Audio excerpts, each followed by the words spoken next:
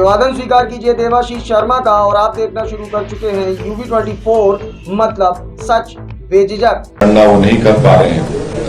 और तीसरी बात यह है कि यहाँ की जनता ने कांग्रेस को मौका दिया था पिछले विधानसभा के चुनाव में, और कांग्रेस की ये नाकामी है, उनकी ये इनकेपेबिलिटी है कि उनके 20 विधायक भाजपा में चले गए और सत्ता भाजपा के पास दोबारा आ गई।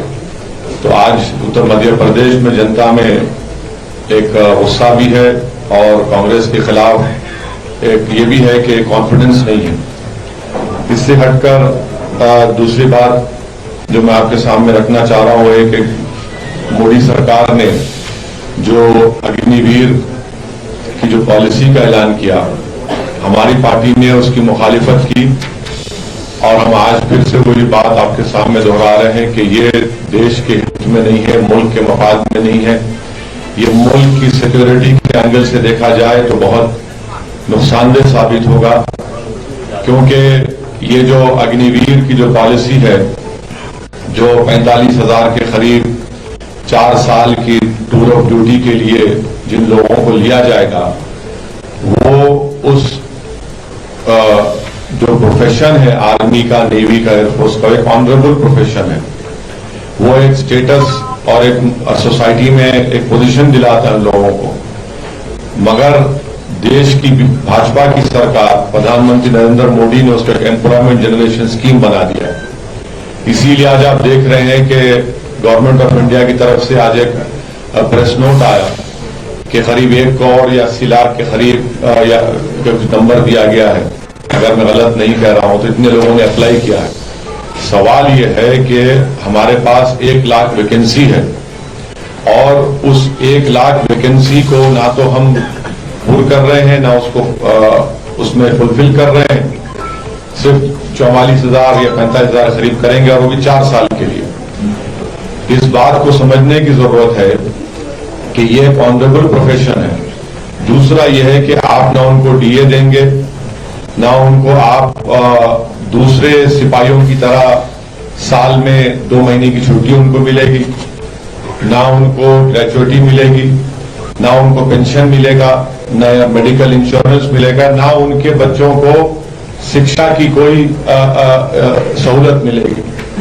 और जबकि हमारी फौज करीब 6 बटालियन चीन के खिलाफ खड़ी हुई है, लद्दाख में, हॉट स्प्रिंग में, गलवान में, डेप्सांग में। यहां पर चीन भारत की 1000 स्क्वायर किलोमीटर पर कब्जा करके बैठा है और हमारे देश के प्रधानमंत्री चीन का नाम लेने से डरते हैं। और आज से 2 दिन पहले हिंदू अखबार में यह खबर छपी कि चीन जिस मुकामात पर कब्जा करके बैठा है या जहां उनका मुकाम है, वहां पर वो अपने एयर स्ट्रिप बना रहा है, वहां पर अपने आर्टिलरी को मजबूत कर रहा है। और बड़े अफसोस के साथ कहना पड़ता है कि देश के प्रधानमंत्री ब्रिक्स समिट में शिरकत करते हैं, वहां के चीन के शी जिनपिंग के साथ उसमें समिट में शिरकत करते हैं, और नतीजा ये निकलता है कि चीन ना तो हमको उन जमीन पर जहां पर हम पहले पेट्रोलिंग करते थे, ना पेट्रोलिंग करने की हमको इजाजत है। और बड़ी अफसोस की बात यह है कि पार्लियामेंट में भी मोदी सरकार इस पर डिबेट नहीं करना चाहती, जो 1000 स्क्वायर किलोमीटर पर चीन भारत की जमीन पर बैठा है। एक और इशू जो मैं आपके सामने रखना चाहूंगा वो है कि जो ऑल्ट न्यूज, जो फैक्ट चेकर के मोहम्मद जुबैर को जिस तरीके से दिल्ली पुलिस ने गिरफ्तार किया, वो सरासर गलत है। बल्कि मैं कहूंगा कि आपने धोखा देकर एक केस में जो ऑलरेडी पुलिस ने उनको नोटिस दी थी, उस केस में कोर्ट ने उनकी गिरफ्तारी पर स्टे दिया था, उनको आप दूसरे केस में अरेस्ट करते हैं, 41 CRPC की नोटिस भी नहीं देते। और हैरत अंगेज बात यह है कि जो केस में मोहम्मद जुबैर को अरेस्ट किया गया, वो उनका 2018 का ट्वीट था और 2021 में एक ट्विटर हैंडल क्रिएट होता है और वो कंप्लेन करते हैं। और फिर बाद में मालूम हुआ कि वो एक किसी हिंदी पिक्चर में वो पिक्चराइज किया गया था वो सीन। तो अब ये मुझे समझ में नहीं आ रहा कि दिल्ली पुलिस क्या उस पिक्चर को जो सेंट्रल बोर्ड सर्टिफिकेट ने सर्टिफिकेट दिया उनको भी अरेस्ट करेंगे क्या क्या जो पिक्चर बनाने वाले जो आज भी लोग हैं उनको अरेस्ट करेंगे क्या? फारूक शेख तो जिंदा नहीं है और उसके प्रोड्यूसर ऋषिकेश मुखर्जी साहब भी जिंदा नहीं है, तो जो लोग जिंदा उनको भी अरेस्ट करेंगे क्या? तो ये हम मोहम्मद जुबैर का जो अरेस्ट हुआ वो गलत हुआ है। और अफसोस की बात यह है कि मैं आपको मेरी बात नहीं बल्कि इंडियन एक्सप्रेस अखबार का हवाला दे रहा हूं कि उन्होंने अपने फ्रंट पेज के ऊपर एक हेडलाइन डाली कि एक तरफ मोहम्मद जुबैर का अरेस्ट, दूसरी तरफ प्रधानमंत्री G7 में जाते हैं और इस बात का ये फैसला करते हैं कि फ्रीडम ऑफ एक्सप्रेशन होगा ऑनलाइन और ऑफलाइन, और यहां पर देश में मोहम्मद जुबैर को गिरफ्तार कर लिया जाता है।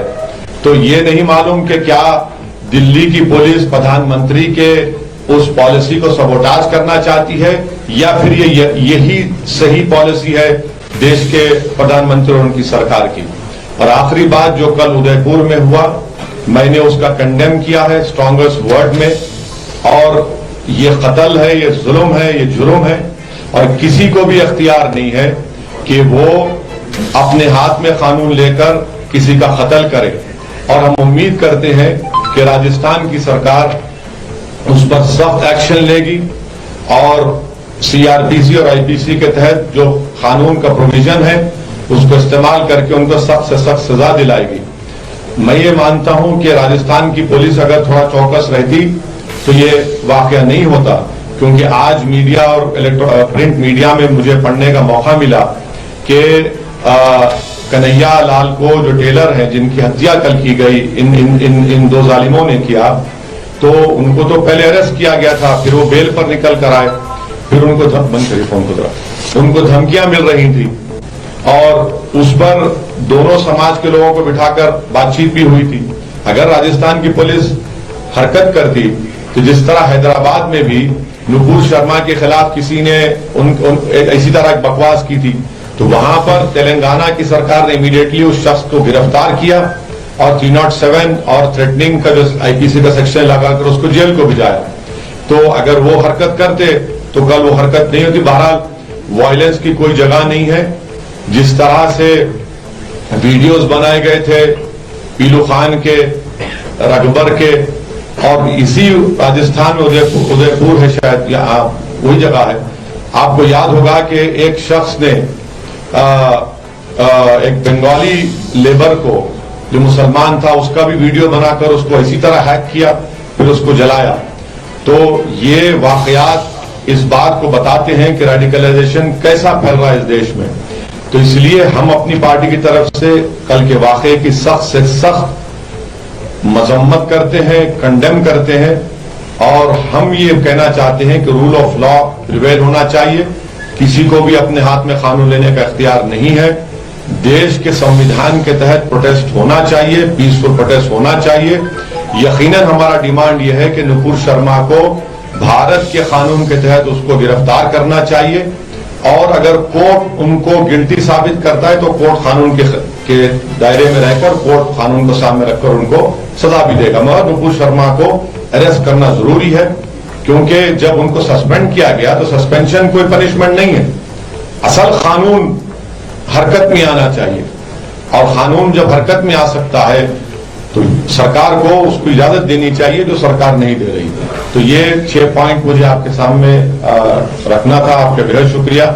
अगर आपके कोई सवालात है तो आप एक के बाद एक आराम से। मैं कहीं नहीं जा। आप इसे महज कत्ल इसको जो बता रहे हैं, इसको बार बार कहा जा रहा है कि एक आतंकी पूरी घटना है। हाँ बिल्कुल। जिस तरह से पीलू खान को मारा गया वो भी आतंक है, जिस तरह से अखलाक को मारा गया वो भी आतंक है, जिस तरह वहां पर जो राजस्थान में जो हत्या हुई थी वो भी आतंक है, ये भी आतंक है, सब आतंक है। क्योंकि अब आप जब वीडियो बनाकर किसी का कत्ल करते हैं तो आप आतंक है, तो ये सब वाकयात आतंक है। सर, ये जो कट्टरता बढ़ रही है, खासकर एक खास सवाल जो आपके सवाल है, उसके पीछे किसको गुनाहगार मानना है? सर फिर से बोलिए सर, क्या सर ये जो कट्टरता बढ़ रही है, आप कह रहे हैं कि कट्टरता? देखिए, देश में कट्टरता सिर्फ एक समाज में नहीं है, सब समाज में बढ़ रही है, सब समाज में बढ़ रही है। तो भाई जो बढ़ा रहे हैं उनको पूछिए। हम तो ये कह रहे हैं कि भारत के संविधान में रहकर प्रोटेस्ट करिए, आपको प्रोटेस्ट करना आपका राइट है, मगर कानून को अपने हाथ में लेना और आप डिसाइड करेंगे, जज और जूरी बनेंगे, वो गलत है। आप नहीं कर सकते। आपने बढ़ा रहे हैं, कौन बढ़ा रहा है? अरे सब बढ़ा रहे हैं, उसमें कौन नहीं बढ़ा रहा। अब हाँ, अब आगे ना दिल की बात जुबान पे आई गई आपको। मैं इंतजार कर रहा था कि कब आप, देखिए मैं इतनी देर से क्या कह रहा हूं, आप तो मेरे रिमार्क्स सुने हैं, कल हमारा भाषण भी सुने आप, हमारा मीडिया को बोले। हमारी लड़ाई भारत के संविधान के दायरे में रहकर लड़ना हमारा काम है, हम लड़ते रहेंगे। वायलेंस को हम कंडेम करते हैं और कंडेम करते रहेंगे। MIM इस तरह से प्रधानमंत्री के लिए वीडियो ये मैंने उसको भी कंडेम किया। आप देखिए हमारे नरेंद्र मोदी से जिंदगी भर इंशाअल्लाह ताला डिफरेंसेस रहेंगे आइडियोलॉजी की बुनियाद पर। दो समंदर के किनारे एक जगह जमा नहीं हो सकते, मगर इसका हरगिज मतलब ये नहीं है कि आप देश के प्रधानमंत्री को धमकी देंगे। हमारे पॉलिटिकल डिफरेंसेस है और रहेंगे, मगर आप धमकी देंगे देश के प्रधानमंत्री को? वो देश का प्रधानमंत्री है, कैसे धमकी देंगे आप? मोदी जी की नहीं, ऐसी दोस्ती नहीं है जो कांग्रेसियों में है। उसमें MIM महाराष्ट्र में कल हिस्सा लेगी। हाँ, उस बारे में हमारे पार्टी फैसला करेगी। अभी तो देखिए, अभी मीडिया से मालूम हुआ कि सेना वाले सुप्रीम कोर्ट गए हैं, तो देखते हैं अगर होगा तो हमको फैसला लेना है, लेकर बताएंगे। सर आप जहाँ भी जाते हैं, हाँ, वहाँ कांग्रेस के वोट काटते हैं, सब बीजेपी का कहना है वो उनका ये। हाँ, इसीलिए नहीं ये देखिए, ओवैसी साहब जहाँ भी जाते हैं भारतीय जनता पार्टी को फायदा होता है। बिल्कुल, इसीलिए साध्वी प्रज्ञा ठाकुर मेरी वजह से जीती। 20 विधायक भाग गए, सिंधिया साहब मोदी साहब के साथ बैठकर चाय पी रहे हैं, मेरी वजह से। हाँ, आपको मध्य प्रदेश में जनता सरकार देती है, आप शिवराज साहब को मुख्यमंत्री बना देते हैं, हमारी वजह से।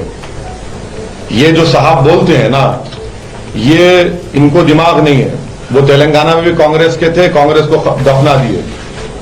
आंध्रा में इनकी वजह से TRS बनी, वो कभी बाद में बताएंगे आपको ऑफ द रिकॉर्ड क्यों बनी। सवाल ये है कि सर आप अपनी दम पर कहीं भी सरकार बनाने की स्थिति में नहीं है। देखिए बिल्कुल सही, बिल्कुल सही है, हम सरकार नहीं बनाना चाहते। हम बल्कि मैं ऑन रिकॉर्ड ये कह रहा हूं कि हिंदी हार्टलैंड में जो मुसलमान हैं, हम उनसे अपील कर रहे हैं कि आप सरकारों को नहीं बदल सकते। आप अपने वोट से अपने नुमाइंदों को, दलित और आदिवासी समाज को लेकर आप अपने उम्मीदवारों को कामयाब करिए, ताकि विधानसभा हो या लोकल बॉडी हो, वहां पर आपका रिप्रेजेंटेशन हो। आप अपनी लीडरशिप को बनाइए। तो ये हमारी लड़ाई सत्ता में आने की नहीं है, हमारी लड़ाई हिस्सेदारी की लड़ाई है। अब ये जो सत्ता की बात करते हैं, जो 30-30 साल से यहां पर विधायक बने हैं, उनकी विधानसभा में जाकर देखिए, स्कूल तक नजर नहीं आता आपको। यहां पर जो लिटरेसी रेट मुसलमानों का है वो लोएस्ट है, और गवर्नमेंट ऑफ इंडिया का डेटा है कि सिर्फ 24,000 या कितने हायर एजुकेशन मुसलमान पढ़ रहे हैं। 7% के करीब मुसलमानों का पॉपुलेशन है मध्य प्रदेश में, और क्लास 1 से क्लास 12 सिर्फ 4.67% प्रिसाइज कह रहा हूं बच्चे पढ़ते हैं। इसका जिम्मेदार मैं हूं। कौन जिम्मेदार है इसका? तो इसीलिए ये हम पर इल्जाम लगाने वाले अपने गिरेबान में झांक कर देखें कि आपकी कांग्रेस पार्टी कितना नीचे जा रही है। और हम तो उम्मीद करते हैं कि इंशाल्लाह जल्द से जल्द कांग्रेस पार्टी इस देश में कमजोर बल्कि खत्म हो जाए, तभी एक नई राजनीति होगी। कांग्रेस पार्टी की वजह से ही 2 मर्तबा नरेंद्र मोदी देश के प्रधानमंत्री बने हैं। हम सिर्फ 3 लोकसभा की सीट पर लड़े, बोलने के लिए तो बहुत है। इनको डर इस बात का है कि देश का मुसलमान अगर पॉलिटिकल लीडरशिप और पॉलिटिकल रिप्रेजेंटेशन की हिस्सेदारी की बात समझ लेगा, तो इनकी जो बची कुची राजनीति वो भी खत्म हो जाएगी। इसीलिए आज आप देखते हैं कि कांग्रेस पार्टी का इतना बुरा हाल है कि इनके बहुत बड़े नेता, जब दिल्ली में ईडी उनको बुलाती है तो 100 लोग को जमा नहीं कर पाते रोड पे। ये लोग 100 लोग को जमा नहीं कर पाते, ये इनका हाल है। मतलब आप जो है कांग्रेस की वोट काट रहे हैं? नहीं, हम अपना एक मुकाम पैदा करना चाह रहे हैं। लड़ाई अगर बीजेपी से, अब भाजपा से भी लड़ाई क्यों नहीं है? तो अपोजिशन को सपोर्ट कीजिए सर। क्यों? हाँ, आप कांग्रेस के स्पोर्ट्स पर्सन है तो बात करा दीजिए। तो पत्रकार नहीं, आप ऐसा बात करें, कांग्रेस के स्पोर्ट्स पर्सन है आप, इसलिए आपको ना ना, अरे अरे आप ये तो बहुत आसान है आरोप लगाना। आरोप नहीं, हम दलील दे रहे हैं। जितनी बात यहाँ पर कह रहे हो सब सच्चाई है नहीं है, बताओ। 20 एक मिनट ठहरी, मैं कहीं नहीं भाग रहा हूँ, मेरे पास टाइम है। 20 विधायक भागे, आप जिम्मेदार हैं, मैं जिम्मेदार हूँ। आपसे मुराद कांग्रेस। हाँ 22, सॉरी, सिंधिया साहब भाग गए, आप जिम्मेदार हैं, मैं जिम्मेदार हूँ। लेकिन प्रैक्टिकली नहीं, प्रैक्टिकली नहीं, फैक्ट। ये माना जाता है कि जो बीजेपी सरकार है मध्य प्रदेश में, बीजेपी। हाँ, तो इसका आपने वादा लिया था मुसलमानों से कि आप हमको वोट डालिए, हम मध्य प्रदेश में भाजपा को रोकेंगे। ना सिर्फ मुसलमान बल्कि दीगर समाज के लोगों ने भाजपा को रोकने के लिए वोट दिया ना, आप उनको ही धोखा दे दिए। कौन जिम्मेदार है? मैं जिम्मेदार हूं उसका। या लोग मेरे से मिलकर गुलाब जामुन मेरा खाकर भाजपा में गए? आप बताइए। आप में इनकेपेबिलिटी है, इनकेपेसिटी है। अगर आप सिंधिया साहब को राज्यसभा दे देते तो क्या नुकसान होता था आपका? मगर आप जाना चाहते थे। आज जो पूछ लिए मत। इसके लिए क्या वजह है, कौन जिम्मेदार है? अरे इसके लिए देखिए, आप पहले अपने घर को मजबूत करिए। आप अपने घर को मजबूत नहीं कर रहे। आप महाराष्ट्र की बात कर रहे हैं, महाराष्ट्र में आपने स्पीकर क्यों नहीं बनाया? स्पीकर बना देते ना, आप स्पीकर बना देते, आप डिप्टी स्पीकर पर चला रहे हैं। अब अच्छा आपने सवाल किया, अब शिवसेना के लोग भाग गए, मैं जिम्मेदार हूं क्या उसका? आप बताइए। हर चीज का हमारे गले में डालते हैं। अब कल मुर्गी बांग नहीं देगी, कल भैंस दूध नहीं देंगी, वो इसी जिम्मेदार है। ये तो कोई बात तो नहीं है ना। साहब आपने उदयपुर की घटना को कंडेम किया, एक मिनट आपने जो उदयपुर की घटना को कंडेम किया है, और आप क्या जो विवश घटना हुई है जितना सभी देश उसको कंडेम कर रहा है, आपके में करने के लिए उसका अप्रिशिएट किया है, या आप माफी की मांग करेंगे? दूसरा, आपके जो लीडर हैं इम्तियाज अली, सुनिए, आप एक बात देखिए, आप गलत सवाल कर रहे हैं। मैं बड़ी माजरत से आपसे अर्ज कर रहा हूं।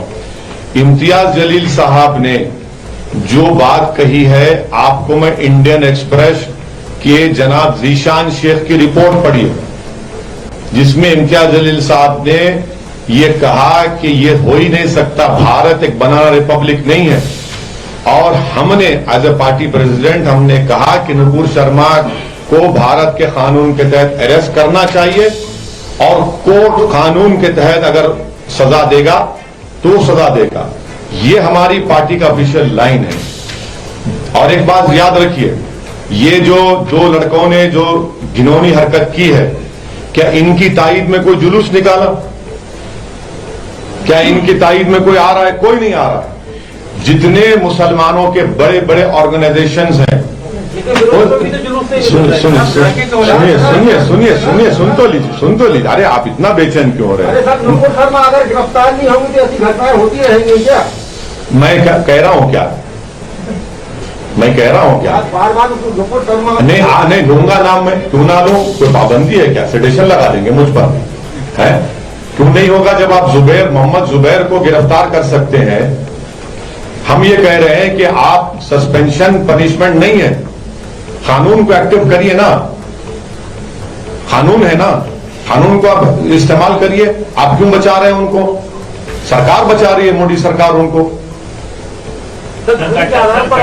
रोकने के लिए आपका सजेशन देते हैं? कट्टरपंथ को रोकने के लिए यह है कि सत्ता में चाहे कोई भी रहे, वो कानून का इस्तेमाल सिलेक्टिव ना करे। जो गुनाह करता है, गलती करता है, कानून का इस्तेमाल करें आप। जब कानून का इस्तेमाल सही तरीके से हो जाएगा तो कट्टर जो एक्सट्रीमिज्म है वो खुद ब खुद खत्म हो जाएगा। अगर आप सिलेक्टिव एप्लीकेशन ऑफ लॉ करते रहेंगे तो इन लोगों को अपना एक्सट्रीम व्यू पॉइंट रखने के लिए अनाप शनाप बकते रहेंगे। भाई धर्म संसद नहीं हुआ था क्या? कितने दिनों के बाद कोर्ट को जाने के बाद तो उसको एक्शन लेना पड़ा लोगों पर। सर, क्या आप मानते हैं कि धर्म की राजनीति देश में चल रही है? धर्म की बिना पर पॉलिटिकल पार्टी देखिए जी, धर्म की बिना पर पॉलिटिकल पार्टी चला रही है। देखिए 80-20 की बात तो मैं नहीं किया, खबरस्तान शमशान की बात तो मैं नहीं किया, और किसी को बगैर नोटिस दिए खरगोन और सेंधवा में घर तोड़ दिए गए, और उसमें एक वसीम शेख जिसके हाथ कटे हुए हैं उसका दुकान तोड़ दिए, जिसको प्रधानमंत्री आवास ग्रामीण योजना में घर मिला उसका घर तोड़ दिया गया। ये कौन कर रहा है? आप सत्ता में है तो प्रिंसिपल्स ऑफ नेचुरल जस्टिस को फॉलो करिए, नोटिस दीजिए, नोटिस का जवाब कबूल करिए। आप ही तो बढ़ावा दे रहे हैं इन चीजों को। और दूसरी बात, मध्य प्रदेश में मुझे मुकाम याद नहीं आ रहा जहां पर एक लड़की ने जो 18 साल से ज्यादा उम्र की थी उसने अपने पसंद से एक लड़के से शादी की, तो वहां के डीएम साहब ने उस लड़के के पिता का घर तोड़ दिया और कहा कि एंटी नेशनल है, और वो लड़की को जबलपुर कोर्ट जाकर प्रोटेक्शन लेना पड़ा अपने लिए और अपने ससुराल वालों के लिए। ये कौन करता है बताइए आप क्या मैसेज देना चाह रहे हैं? एक्सट्रीमिज्म इससे नहीं बढ़ेगा तो क्या बढ़ेगा बताइए आप कानून को इक्वली अप्लाई करिए ना। और अगर इलीगल के नाम पर तोड़ा जाएगा तो मैं आपको गारंटी से कह रहा हूं, दिल्ली छोड़िए, भारत के जितने बड़े बड़े शहर हैं मोर देन 70% इलीगल निकलेगा। तोड़ेंगे क्या आप लोग? सरकार तोड़ेगी क्या उनको? 70% इलीगल निकलेगा पूरा। तो ये भी तो आप बढ़ावा दे रहे हैं ना इस नफरत को। तो इसको इसलिए हम कह रहे हैं कि रूल ऑफ लॉ सुप्रीम है, उसका इंप्लीमेंटेशन होना चाहिए बस। तो आपकी जो पार्टी है, आप नेता है, आपके दूसरे भी नेता हैं, आपको लगता है कि आप लोग बीजेपी का विरोध करते करते कब हिंदुत्व का विरोध करने लग जाते हैं, हिंदुओं का विरोध करने लग जाते हैं? देखिए आप सुनिए, हिंदुत्व का विरोध करना क्योंकि वो आइडियोलॉजी सावरकर की लिखी हुई है, जिसमें सावरकर ने हिंदुत्व के बारे में कहा था कि होली लैंड और मदरलैंड का जिक्र सावरकर ने किया। अगर आप वो किताब पढ़ेंगे गोलवालकर की, we the people nation defined, जिसमें उन्होंने उसका और खुलासा किया, तो हम उस आइडियोलॉजी के खिलाफ हैं। हम यकीनन कभी भी हमारे हिंदू भाइयों बहनों के खिलाफ ना थे, ना कभी रहेंगे। वो जो आइडियोलॉजी है आरएसएस की, हम उसके खिलाफ रहेंगे। उसमें गलत क्या है बताइए आप? तो वैसे साहब आपने काफी अच्छी बात की। मैं हमेशा अच्छी बात करता हूँ, आपका शुक्रिया आप सर्टिफिकेट देने का। तो एक सवाल मेरा ये था, उसमें उसका जवाब भी एक अच्छी बात से करेंगे आप, कि आपने 2013 में यूट्यूब में आप काफी लोकप्रिय हैं, ये भी एक कॉम्प्लीमेंट दे रहा हूँ आपको। अच्छा। तो आपका एक आ रहा है सवाल, आ रहा है आ रहा है, मैं इंतजार कर रहा हूँ। सर 2013 का आपका एक वीडियो है एक टीवी चैनल में जहाँ बहुत पॉपुलर है, तो आपने उसमें कहा था कि 2014 का जो चुनाव होगा वो तय करेगा कि देश सेक्युलरिज्म की ओर जाएगा या पोलराइजेशन की ओर जाएगा। तो क्या आपका उसके बाद आगे बढ़ना, मतलब देश 2014 का चुनाव ये तय करेगा कि देश किस तरफ जाएगा, तो आपका आगे बढ़ना क्या ये बता रहा है कि देश पोलराइजेशन की ओर जा रहा है? नहीं, अगर मैं आगे बढ़ता तो मेरे कम से कम 10-15 एमपी होते। तो नहीं, मेरे अगर पोलराइजेशन किधर हो रहा है भाई? पोलराइजेशन इतना हो चुका है कि भारत की पार्लियामेंट में मुसलमान सिर्फ 4% उनका रिप्रेजेंटेशन है। अब इसका कौन जिम्मेदार है? और अगर आप देखेंगे तो हर समाज का जितना पॉपुलेशन है, मैं दलित और आदिवासी के रिजर्व सीट्स को छोड़कर कह रहा हूं, उन सब का रिप्रेजेंटेशन है, सबका रिप्रेजेंटेशन निकाल कर देख लीजिए आप। मगर अगर किसी का नहीं है तो मुसलमानों का नहीं है। अब इसका जिम्मेदार कौन है? मैं हूं। गवर्नमेंट का डेटा है कि इंटर डिपेंडेंट ऑपरेबिलिटी है, यानी अगर मेरे दादा अपनी कमाई 100 रुपये थी तो उनका पोतरा उससे बढ़कर कमाएगा। अगर कोई समाज इंटर डिपेंडेंट ऑपरेबिलिटी पीछे हो गया, यानी अगर आज कोई मुसलमान कमा रहा है तो उनके जो दादा कमाते थे उससे कम कमा रहा है। ये डेटा है सरकार का, मेरा नहीं है। तो फिर आपके ऊपर ये टीटी होने के आरोप क्यों है? नहीं, हम लैला है ना।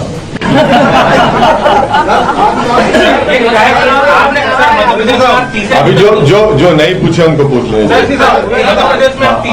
मैं बोलता एक जो नहीं कश्मीर से 370 हटाने के बाद कॉमन सिविल कोड की बात कही जा रही है। आर्टिकल 29 और आर्टिकल 42 के मंजर में आप इसको किस तरीके से? आर्टिकल 29 आर्टिकल 42 नहीं, वो तो 370 मैंने पार्लियामेंट में स्पीच में कहा था कि वो कॉन्स्टिट्यूशनल ब्रीच है। सरकार ने अनकॉन्स्टिट्यूशनल काम किया है और सुप्रीम कोर्ट में चैलेंज हुआ है। रहा सवाल आर्टिकल 29 का, तो वो तो बेसिक स्ट्रक्चर का हिस्सा है संविधान का, आप उसके छेड़खानी नहीं कर सकते उससे। आप डायरेक्टिव प्रिंसिपल की बात कर रहे हैं, मैं फंडामेंटल राइट की बात कर रहा हूं, आर्टिकल 29। और आर्टिकल 29 के तहत मुझे अपने कल्चर का प्रोटेक्शन का राइट हासिल है, और उसी कल्चर के तहत मैं अपने कल्चर को लेकर आगे बढ़ सकता हूं। तो सबको, खासतौर से माइनॉरिटीज को, वो कल्चर का प्रोटेक्शन का राइट। मध्य प्रदेश के अंदर 2 दिन की व्यवस्था है चुनाव की। अगर 2023 में आपके विधायक चुनकर आते हैं और सरकार में अभी जरूरत पड़े तो बीजेपी के खिलाफ जाएंगे या कांग्रेस के खिलाफ जाएंगे, किसके साथ जाएंगे? ऐसा है ना सर, जब शादी हो जाती है उसके बाद जब आप सोचते हैं कि अगर बेटा होगा तो नाम अब्दुल्ला रखूंगा, बेटी होगी तो नाम फातिमा रखूंगा। तो अभी तो इतना जल्दी, आप इतना जल्दी क्यों कर रहे हैं? ठहरिए, अभी तो 22 में है। अरे आप यकीनन आपको बोलेंगे इंशाल्लाह। अरे अब हम देखिए, ठहर जाइए ना, आपको बताएंगे, फिर आएंगे भोपाल को, आपसे मिल लेंगे, बता देंगे आपको। हाँ, कल से फोन लगा रहे हैं, मुलाकात हुई है। आपसे मुलाकात तो हो गई ना? विधानसभा तो उतारेंगे। हाँ बिल्कुल उतारे, क्यों नहीं उतारे? कितनी गाली दे रहे हैं। औरंगाबाद का नाम संभाजी नगर बैठती है महाराष्ट्र। सुनिए, एक बात सुनिए, उनको फ्लोर टेस्ट करना है, अब वो तो नंबर लाओ, वही नंबर नहीं है तुम्हारे पास, तुम नाम बदलने जा रहे। अरे तुम्हारी पार्टी का, तुम्हारे घर का आदमी तुम्हारे खिलाफ खड़ा हो गया, उसकी फिक्र करो, पहले तुम सत्ता तो बचा लो अपनी। और औरंगाबाद में सबसे बड़ा मसला पीने का पानी है, डेवलपमेंट क्यों नहीं करते वहां पर आप? और ये चैलेंज है कांग्रेस का और राष्ट्रवादी का, क्या ये इसको सपोर्ट करेंगे वो लोग? इसीलिए शुरू दिन से मैं कह रहा हूं कि ये जो अलायंस हुआ है राष्ट्रवादी, कांग्रेस और शिवसेना का, ये कैसा बैठ गए भाई आप लोग आकर? 2019 के जो असेंबली इलेक्शन हुए थे विधानसभा के, राष्ट्रवादी और कांग्रेस पुकार कर कहे थे ओवैसी को वोट मत दो, सेना को, भाजपा को रोकना है। जब चुनाव हो गए तो आप तीनों मिलकर निकाह कर लिए। ये क्या बात है? तो यही तो इनकी हिपोक्रेसी है, यही तो इनका ड्यूअल बिहेवियर है, यही इनका कमिटमेंट नहीं है सेकुलरिज्म पर। ये पॉलिटिकल सेकुलरिज्म को मैं कभी नहीं मानता। हाँ, जो देश में सेकुलरिज्म, जो संविधान में सेकुलरिज्म लिखा गया, उसको मैं मानता हूं। इसी वजह से तो लोग तमाशा कर रहे हैं ना, आज तमाशा बन रहा है। पीने का पानी नहीं औरंगाबाद में, आज आप चल के आप मालूम कर लीजिए, आप कितना परेशान है लोग। मुख्यमंत्री वहां पर गए थे, भाषण भी दिए 10 दिन 12 दिन पहले, क्या कर रहे हैं उसके बारे में बात ही नहीं कर रहे आप। किसान परेशान है औरंगाबाद में, पूरे डिस्ट्रिक्ट में, उसके बात ही नहीं करते। अरे आज आपके पैरों के नीचे जमीन खिसक रही है, आप उसको तो संभाल लो प्यारे। ये माना जाए ये नहीं पूछो, पूछ लिए ना। मध्य प्रदेश की जनता का भरोसा हासिल करने के लिए आपकी पार्टी क्या करेगी? देखिए, हम तो पूरी कोशिश कर रहे हैं उनका भरोसा हासिल करने के लिए। ये यकीनन बहुत हमको मेहनत करना है, मैं इस बात का इतराफ करता हूं।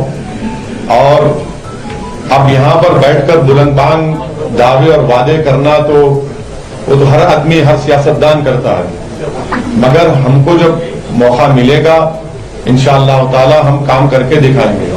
लंबी सर मुकम्मल कर रहे हैं, सर मुकम्मल कर रहे हैं ना, कहाँ जा रहे हैं? अरे ले लेंगे भाई, हम लेफ्ट की तरफ भी देख लें, राइट तो है ही।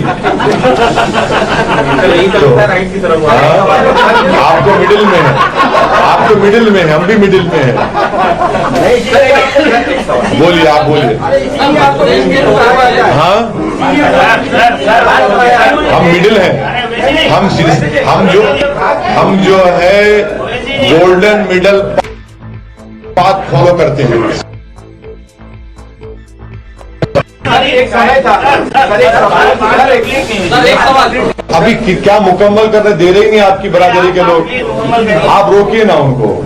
दिमाग में बात आ रही है, वो खींच ले रहे हैं उसको। तो अब बोल दिए, अब उसका खत्म। शिवराज जी का एक बार भी नाम नहीं लिया, कमलनाथ जी का 2 बार नाम लिया। हम मामा बोले ना, कल भाषण में बोले हम। देखिए नहीं, देखिए, अरे भाई आप क्यों हमारे मुंह में अल्फाज डालते हैं? हमको इन सबको हमसे ज्यादा मोहब्बत है, हमसे ज्यादा इन सबको मोहब्बत है, चाहे कांग्रेस के नेता हो या भाजपा के हो, इन सबको हमसे मोहब्बत है। हमारा नाम ले लेकर डराते हैं हमारे हिंदू भाइयों को। सर आप यहाँ आए हैं तो मिलेंगे शिवराज सिंह चौहान जी से मिलेंगे? हाँ? आप यहाँ पर आए हैं तो मिलेंगे? नहीं मिले। सर एक समय था जब कोई भी बीजेपी के नेता भी ये नहीं कहते थे कि आतंकवाद का कोई धर्म नहीं होता, इस तरह की बातें होती थी, मगर अब जेपी नड्डा जैसे राष्ट्रीय नेता या राष्ट्रीय अध्यक्ष भी कहते हैं कि इस्लामिक आतंकवाद बढ़ रहा है। महात्मा गांधी को मारने वाले का मजहब क्या था? क्या मजहब था महात्मा गांधी को मारने वाले गोडसे का? सुनिए हमारी बात, आप पूछने सवाल। राजीव गांधी को जिसने मारा उसका मजहब क्या था? सिखों को दिल्ली के रोडों पर उनका जेनोसाइड हुआ, मारने वालों का मजहब क्या था? गुजरात में 2002 का जो कांड हुआ, कौन जिम्मेदार है? दिल्ली का मैसेकर हुआ, कौन जिम्मेदार है?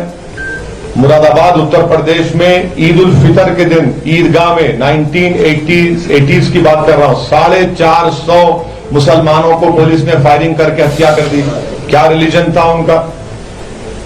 ये जो छत्तीसगढ़ में सीआरपीएफ के लोग जो मारे जाते हैं, मारने वालों का रिलीजन क्या है बताइए?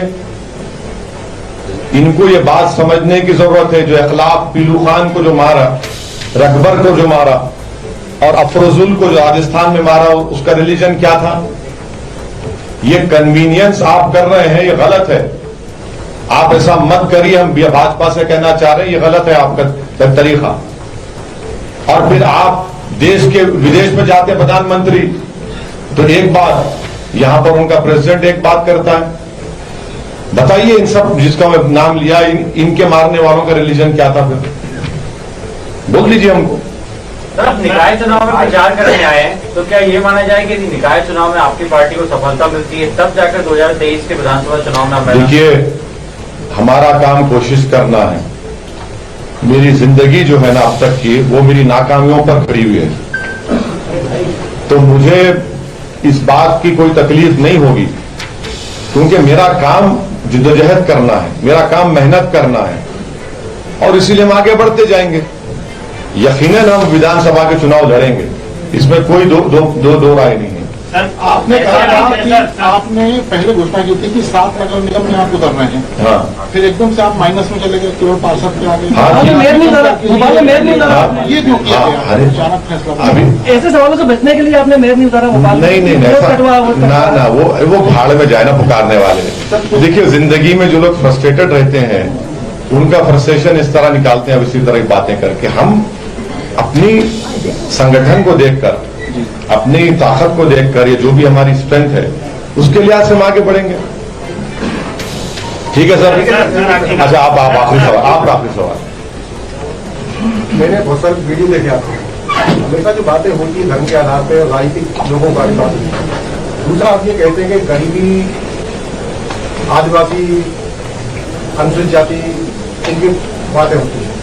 इनके जो बैकबोन है, जो चुने हुए प्रतिनिधि विधानसभा में बैठते हैं, विधान परिषद में बैठते हैं, लोकसभा में बैठते हैं, राज्यसभा में बैठते हैं, उनकी निश्चित जो सीमा होती है बैठक की, वो भी बैठक नहीं हो पाती। चर्चा वहां होना चाहिए उनकी विकास की बातें, उसके बारे में आप कभी बात नहीं करते। किस सर थोड़ा और समझा कर बोलिए, आप बहुत डीप चले गए। थोड़ा मैं आपकी तरह काबिल नहीं हूँ। संवैधानिक व्यवस्थाएं, वो लोकसभा, राज्यसभा, हर क्षेत्र की विधानसभा है, उन्होंने चुने हुए प्रतिनिधि जाते हैं। उनमें निश्चित है आपको बैठक करना है, सारी बातें वहां करना है, हाँ, विकास की बातें करना है, गरीबी बिल्कुल। जो परसेंटेज की बात करें, बीजेपी की पूरी घोषणा आती है, उन विषयों पर कभी आपने ये चर्चा नहीं की? आप विधानसभा एक मिनट आपसे मैं गुजारिश करूंगा, मेरे पार्लियामेंट के जितने स्पीचेस हैं वो अवेलेबल हैं, आप कभी उस पर देख लीजिए।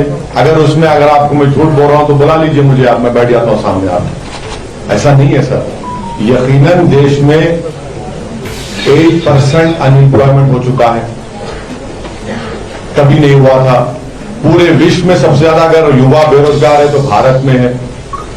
पेट्रोल और डीजल की कीमतें आसमानों को छू रही हैं, तो मोदी सरकार को उसकी फिक्र ही नहीं है, ये मुद्दों पर बात ही नहीं कर रहे। और डॉलर जो है 79 रुपीज हो चुका है, सर ये चीज सदन में तो नहीं, अरे बोल रहे हैं ना, आपके सामने नहीं बोल रहे क्या? अभी मध्यप्रदेश की विधानसभा में देखेंगे, पूरा कार्यकाल देखेंगे पूरे 20 साल का, हाँ, तो बैठकों में अगला देख लीजिए, वहाँ केवल जो बातें होती हैं विकास की कोई बात नहीं, सिर्फ बजट की बात नहीं तो ये देखिए हमारा नहीं, तो इसीलिए हम कह रहे हैं कि अब नए विधायक को लेकर आइए जो ये बात करेंगे। मध्य प्रदेश कभी मिलकर चुनाव लड़ेंगे? हाँ, केजरीवाल की मध्य प्रदेश आ रहे हैं, उनसे मिलकर कभी चुनाव लड़ेंगे? पहले हम अपना घर सही कर लें, हम अपना काम सही करेंगे। जब विधानसभा का चुनाव आएगा तो आप दोनों की जो दिल की ख्वाहिश है जब बयान कर देंगे। केजरीवाल जी से ऑडियोलॉजी में आप केजरीवाल से सहमत है? उनकी राजनीति की ऑडियोलॉजी बिल्कुल नहीं है, बिल्कुल नहीं है,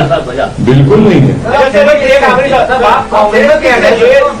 थोड़ा बहुत प्रभावित कौन? आप जैसे कांग्रेस की विचारधारा से तो बहुत अब आप ब्लू शर्ट पहने तो बीएसपी के हैं क्या आप? आप क्या हाथी के हैं क्या? ये क्या बात हुई भाई? विचारधारा किससे मिलती है, किस पार्टी से मिलती है? मेरी विचारधारा संविधान से मिलती है, पार्टियों से तो तमाशा कर रहे हैं। अग्निवीर जब आया तो कई नेता हाँ, ये अच्छा सवाल है। जिन्होंने बोला कि सांसदों को भी अपनी पेंशन छोड़ देनी चाहिए। मैंने भाई भाजपा के ही एक एमपी श्री वरुण गांधी ने कहा पहले देश के प्रधानमंत्री को कहना चाहिए और उनकी पूरी कैबिनेट को कहना चाहिए, उनके पूरे एमपीज को कहना चाहिए कि जब अग्निवीरों को पेंशन नहीं मिलेगा हम भी नहीं लेंगे। चलिए करिए, अगर एक दिन का कोई एमपी बनता है, पेंशन मिलेगा, ट्रेन में सहूलत मिलेगी, अस्पताल का बिल मिलेगा, और जो 4 साल आप कह रहे हैं भाई वो तो या मरेगा या दुश्मन को मारेगा, उसको आप पेंशन नहीं देंगे। और देखिए मेरी आप मीडिया से गुजारिश है, जो बच्चे 2019 में फॉर्म फिल करे, 2020 में एग्जाम लिखे, मेडिकल हो गया, पीएसएल की लिस्ट आ गई, ऑर्डर उनको मिलना था, आपने उनको उस महरूम कर दिया आपने। आप बताइए जो गांव गांव से बच्चे मेहनत करते हैं, जो देश की सेवा करना चाहते हैं, उन पर क्या बीत रही होगी? तो बिल्कुल गलत है, बिल्कुल ये अग्निवीर की पॉलिसी देश के हित में नहीं है। जब चीन सामने खड़ा हुआ है, पाकिस्तान से आतंकवादी आज भी आ रहे हैं, चाहे पंजाब में हो चाहे कश्मीर में हो।